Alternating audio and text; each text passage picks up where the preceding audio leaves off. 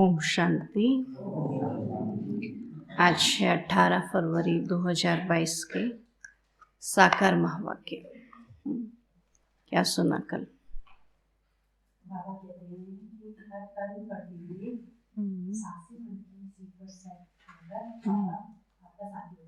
बाबा को अपना साथी बनाकर किसी और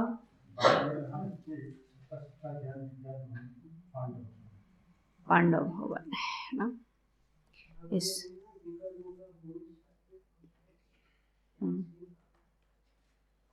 याद से उतार देना है और वही श्रेष्ठाचार्य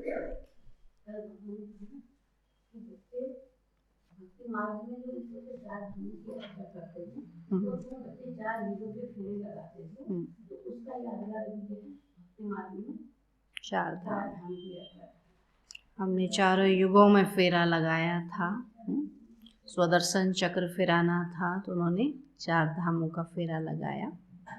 तो वास्तव में अभी बाबा कहते तुम चारों युगों में चक्र लगाते, जिसमें मम्मा ने कहा ना 21 जन्म जो है हमारी सर्वोत्तम सिद्धि है। तो यह न सोचें कि 21 जन्म तो श्रेष्ठ बनेंगे फिर नीचे उतरेंगे, नहीं। लेकिन बाबा ने हमको श्रेष्ठ बनने के लिए इतना ऊंच ज्ञान दिया है, तो कम से कम इन 21 जन्मों की कमाई तो अभी करें। 21 जन्म श्रेष्ठ पद तो पाएं। तो आज बाबा बोले मीठे आज्ञाकारी बच्चे। आज बाबा आज्ञाकारी बच्चों को बात करता, तुम्हें सदा अति इंद्रिय सुख में रहना है। मीठे आज्ञाकारी बच्चे, तुम्हें सदा अति इंद्रिय सुख में रहना है, कभी भी रोना नहीं है। कभी भी रोना नहीं है, क्योंकि तुम्हें अभी ऊंचे ते ऊंचा बाप मिला है। क्योंकि तुम्हें अभी ऊंचे ते ऊंचा बाप मिला है। प्रश्न है, अति इंद्रिय सुख तुम गोप गोपियों का गाया हुआ है, देवताओं का नहीं, क्यों? अति इंद्रिय सुख तुम गोप गोपियों का गाया हुआ है, देवताओं का नहीं, क्यों? उत्तर है, क्योंकि तुम अभी ईश्वर की संतान बने हो। क्योंकि तुम अभी ईश्वर की संतान बने हो। तुम मनुष्य को देवता बनाने वाले हो। तुम मनुष्य को देवता बनाने वाले हो। जब देवता बन जाएंगे तब फिर उतरना शुरू करेंगे। अभी तो चढ़ रहे हैं ना, इसलिए चढ़ने वाली कला बाबा की तो श्रेष्ठ मानी जाती। और जब देवता बन जाएंगे तो फिर उतरना शुरू करेंगे। डिग्री कम होती जाएगी।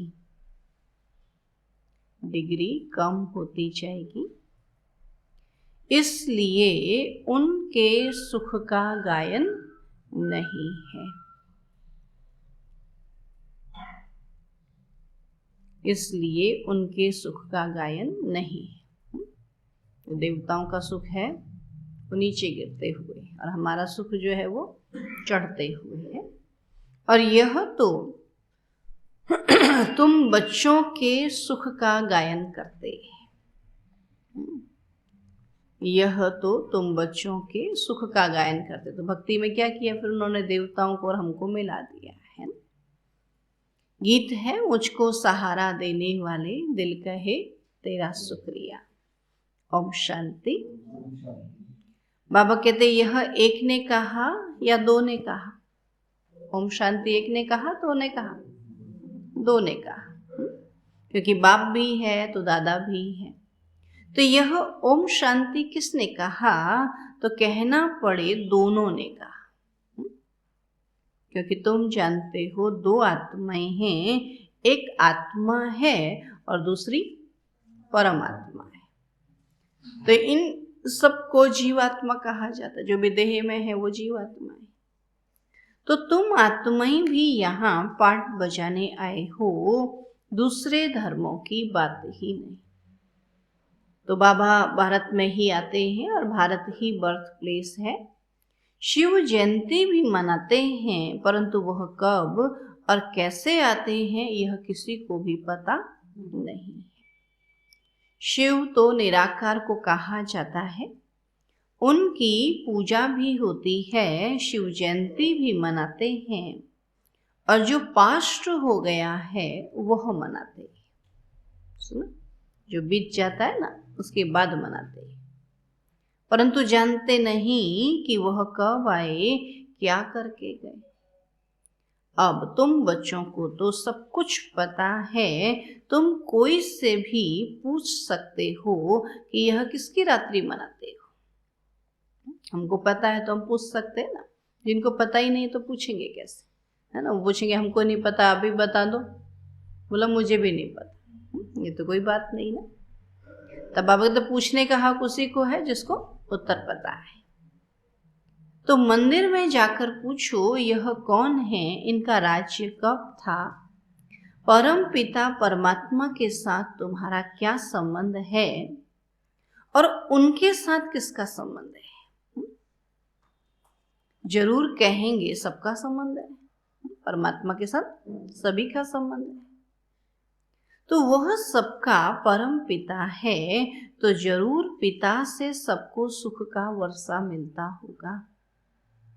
इस समय दुख की दुनिया है, भल नई इन्वेंशन निकालते हैं, परंतु दिन प्रतिदिन दुख की कलाएं बढ़ती ही जाती है, क्योंकि अभी उतरती कला है ना।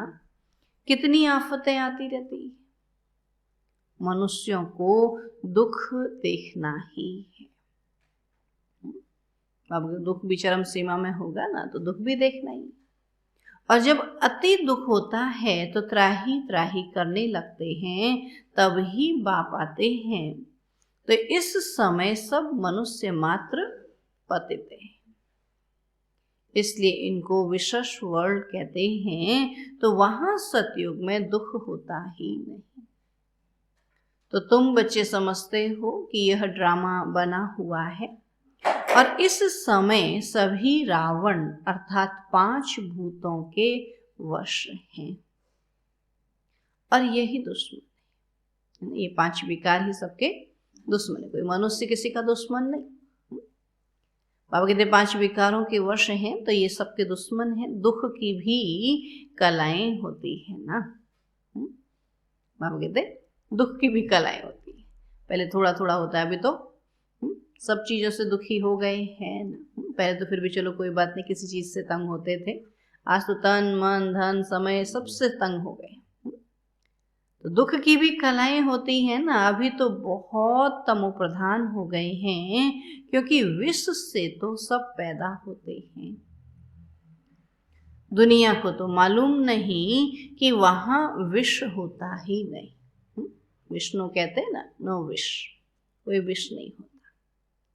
तो कहते हैं वहां बच्चे तब कैसे पैदा होंगे। बोलो तुम पहले बाप को जानो, उनसे वर्षा लो, बाकी वहां की जो रस्म रिवाज होगी वही चलेगी।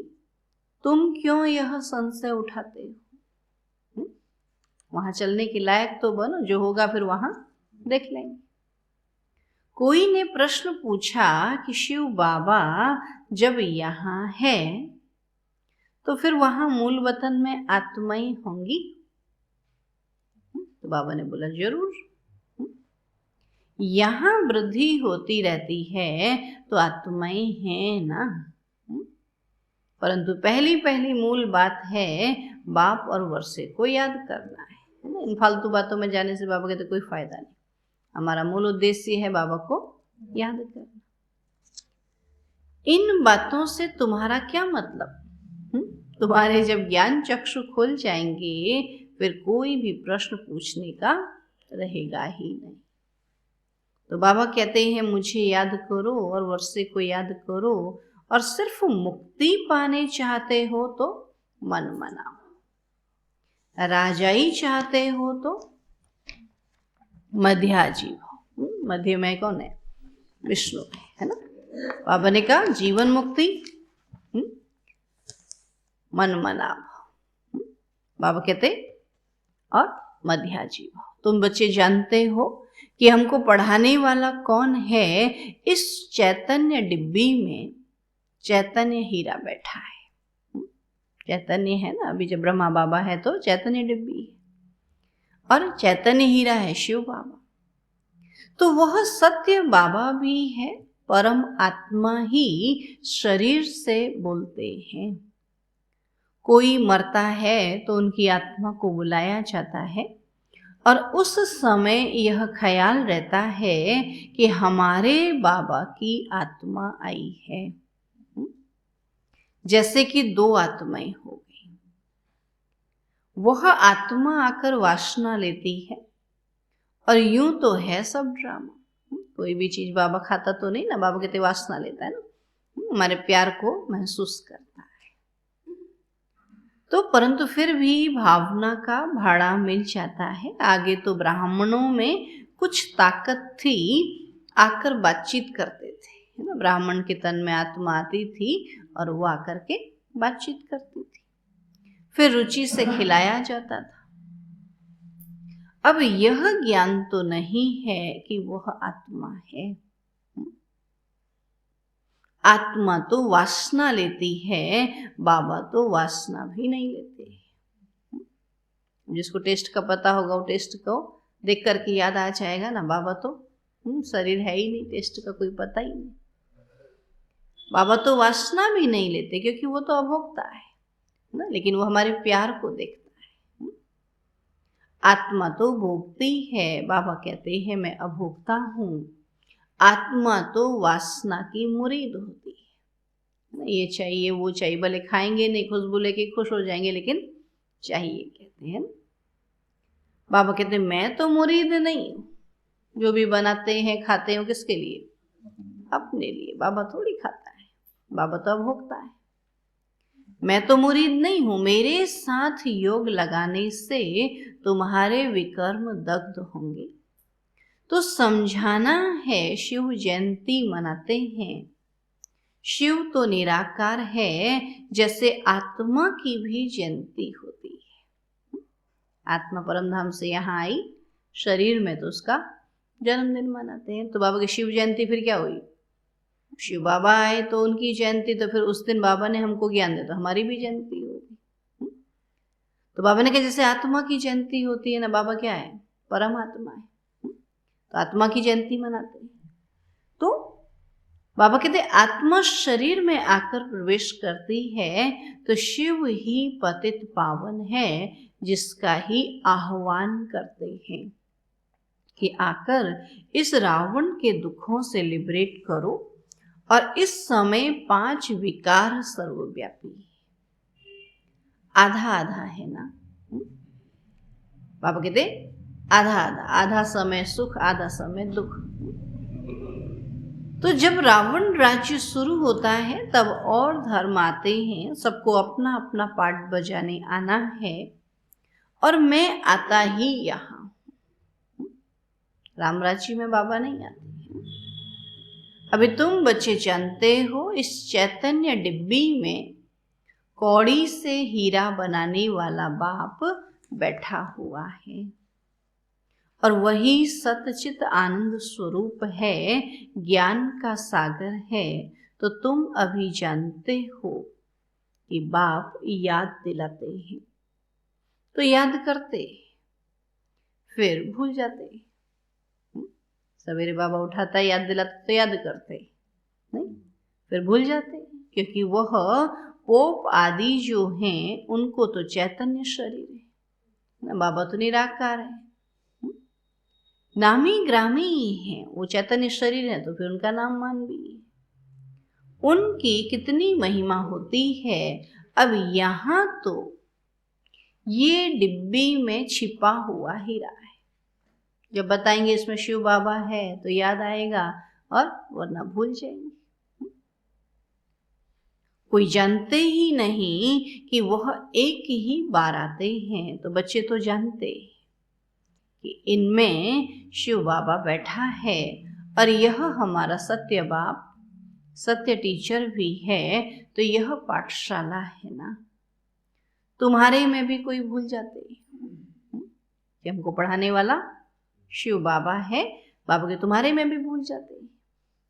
चलन से सब कुछ पता लग जाता है। बाबा के दुनियावी चलन करेंगे, बाबा को याद नहीं करेंगे, तो फिर पता पड़ेगा ना इनको बाबा याद नहीं है। चलन से सब कुछ पता लग जाता है। और कोई बच्चे तो थोड़ी परीक्षा लेने से फां हो जाते हैं ना। बाबा ने परीक्षा ली, कुछ भी बात हुई तो समझना चाहिए बाबा मेरी परीक्षा ले रहा, लेकिन फां हो जाते, फिर भाग जाते हैं। नहीं तो बच्चों को कहना है जो खिलाओ, चाहे मारो चाहे प्यार करो। सपूत बच्चे तो आज्ञाकारी होते हैं। रोज बाबा माल ठाल खिलाता, एक दिन कुछ कम भी हो गया तो कौन सी बड़ी बात है। रोज ही माल खाएंगे क्या। बाबा कहते जो खिलाओ। सपूत बच्चे तो आज्ञाकारी होते हैं। बाबा कहते बच्चे कभी भी रोना नहीं है। तुम्हारा इतना बड़ा बाप और साजन है, उनके बनकर फिर तुम रोते हो। मैं तुम्हारा बड़ा बाप बैठा हूं, तो माया नाक से पकड़ती है तो तुम रोते हो। दे अभिमान लाती है ना, तो रोते। गायन भी है, अति इंद्रिय सुख गोप गोपियों से पूछो, परंतु माया भुला देती है। बाप पर कुर्बान जाएं, बलिहार जाएं, वह अंदर याद रहे तो खुशी हो। तो तुम बच्चे अभी जानते हो कि बाबा सच्चा सच्चा इंद्र है। वो पानी की वर्षा बरसाने वाला इंद्र नहीं, यह ज्ञान इंद्र है। बाबा के इंद्रधनुष निकलता है ना, 7 रंग ऐसे बाबा से भी क्या होता है, 7 गुण मिलते हैं। उसमें रंग तो बहुत होते हैं, परंतु मुख्य 3 होते हैं। तो बाबा तुमको इस समय त्रिकालदर्शी बनाते हैं। आज बाबा बड़े अच्छे से पढ़ा रहे।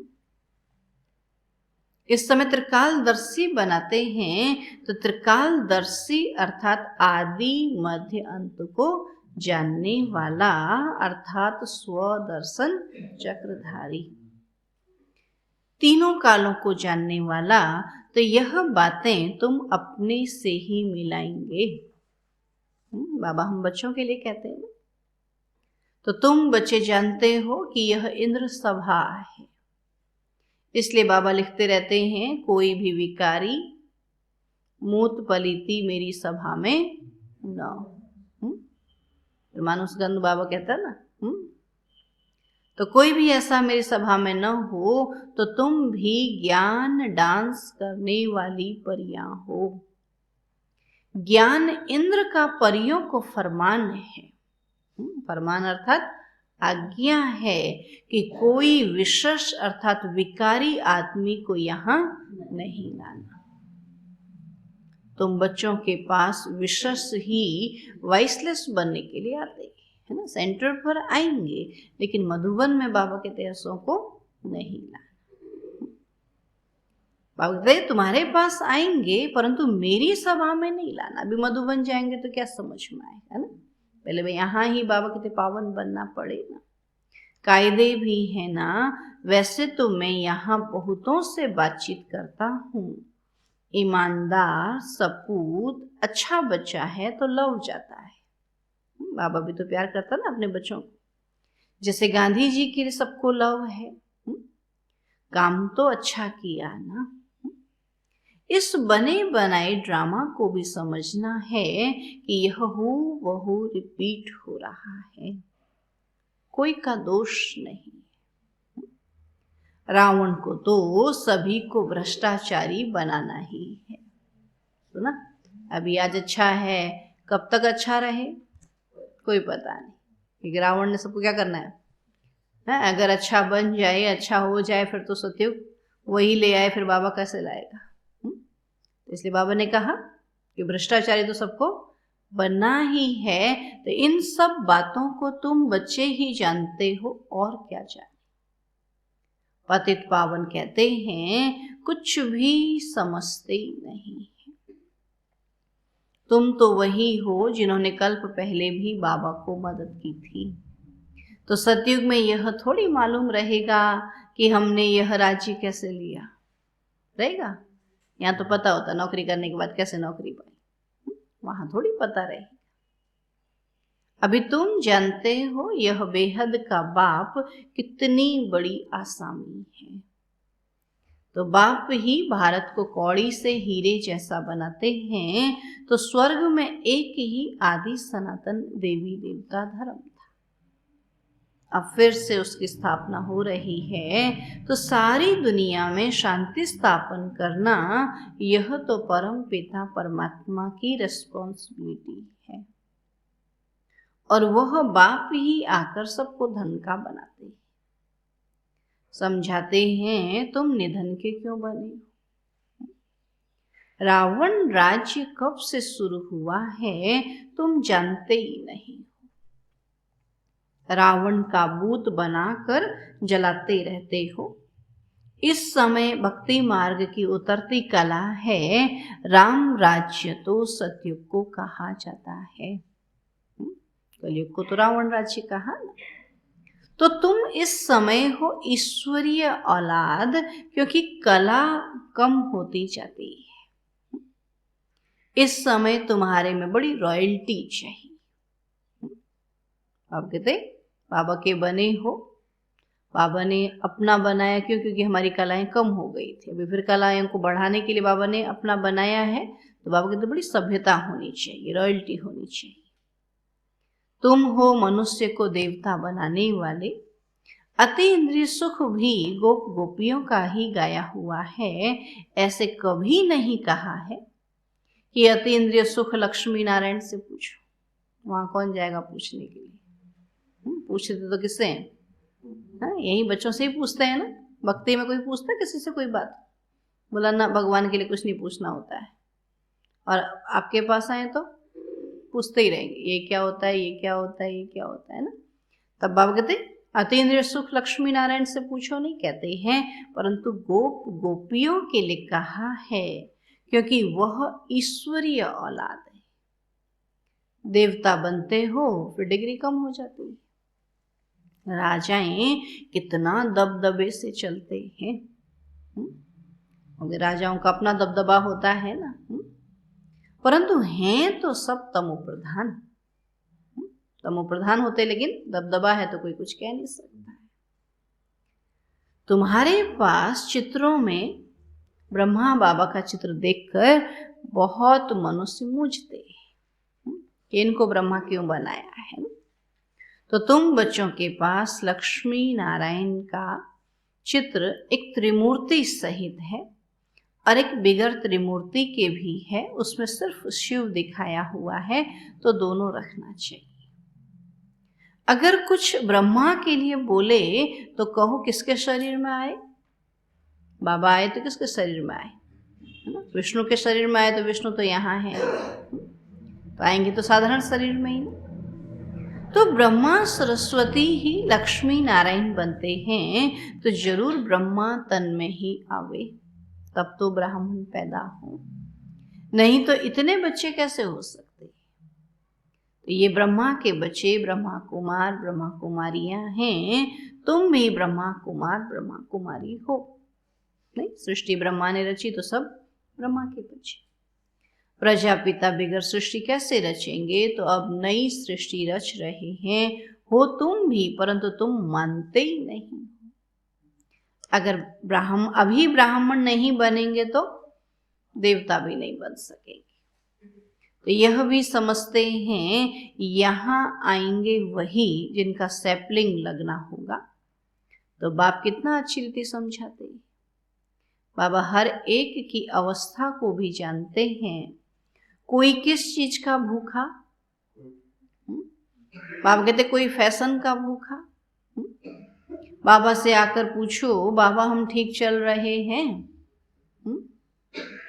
यह हमारी बात राइट है या रॉन्ग? हम जो कार्य कर रहे हैं, हम जैसे रहते हैं, ये सही है या गलत? ये बाबा से बाबा कहता पूछो, तो भी समझें कि इनको डर है। देखो गांधी जी को सभी ने कितनी मदद की, परंतु उसने खुद नहीं खाया, सब देश के लिए किया। वो गांधी तो फिर भी मनुष्य था, ये तो बेहद का बाबा है। शिव बाबा तो दाता है, सब बच्चों के लिए ही करते हैं। पूछा जाता है तुम 1 रुपया क्यों देते हो? बाबा कहते हैं शिव बाबा को देते हैं 21 जन्मों का वर्षा पाने के लिए। ऐसे कोई नहीं समझे कि मैंने तो दिया, मैं तो 21 जन्मों का वर्षा लेता हूं। बाबा तो गरीब निवाज है ना। बाबा कहते ये नहीं समझे मैंने दिया, बाबा कहते दिया नहीं, बल्कि मैंने तो बाबा से लिया। 21 जन्मों का वर्षा देते हैं, यह बुद्धि में रहे। सब कुछ बच्चों के काम में आता है। गांधी भी काम में लगाते थे, अपने लिए कुछ भी इकट्ठा नहीं किया। अपने पास भी जो कुछ था वह दे दिया। देने वाला कभी खुद इकट्ठा नहीं करता है, सुना? जिसको देने की भावना होगी, बाबा कहते कभी इकट्ठा नहीं करता। सन्यासी छोड़कर चले जाते हैं, फिर आकर इकट्ठा करते हैं। सन्यासी बनते हैं तो घर बार छोड़ करके, धन दौलत छोड़ करके जंगल में चले जाते हैं, फिर वहां रह करके फिर किसके लिए इकट्ठा करते हैं? बाबा कहते हैं फिर इकट्ठा करते हैं, उन्हों के पास तो बहुत पैसे हैं। बाबा कहते कितने फ्लैट्स हैं।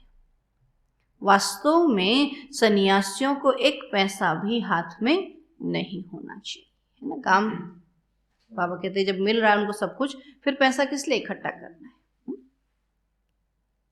लॉ ऐसे है, वो कभी दानी नहीं हो सकते।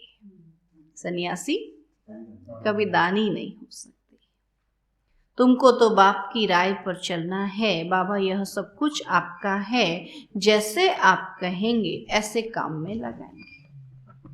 बाबा डायरेक्शन देते रहते हैं, बच्चों को अमल में लाना है। सुना? बाबा जो देता, बाबा कहते ऐसा हमको करना है। अच्छा, मीठे मीठे सिकील अधे बच्चों प्रति माता पिता बाप दादा का याद प्यार और गुड मॉर्निंग।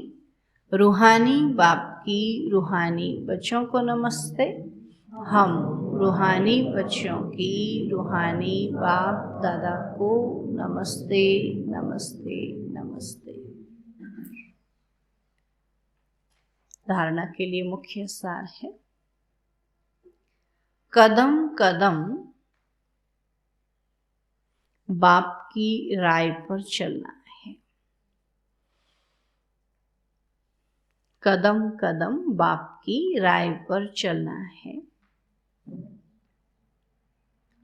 पूरा पूरा बलिहार चलना है। पूरा पूरा बलिहार जाना है।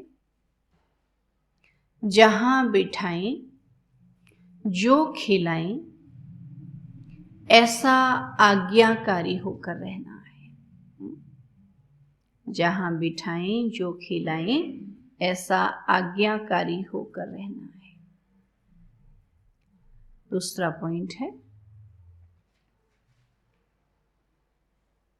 अपनी चलन